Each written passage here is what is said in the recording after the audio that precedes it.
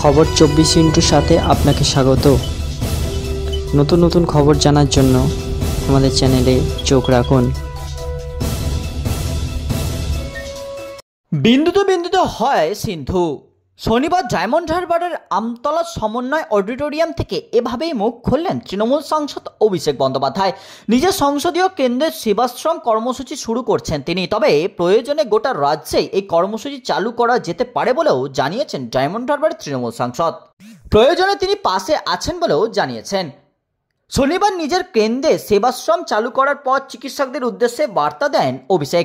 বলেন, কেন্দ্র রাজ্য সরকার নিজের কাজ করুক, তবে আমরা কেন বসে থাকবো। তিনি চিকিৎসকদের উদ্দেশ্যে জানান, ডায়মন্ড হারবারে এই কর্মসূচির পর চিকিৎসকরা চাইলে নিজের পাড়াতেও সেবাশ্রম শুরু করতে পারেন।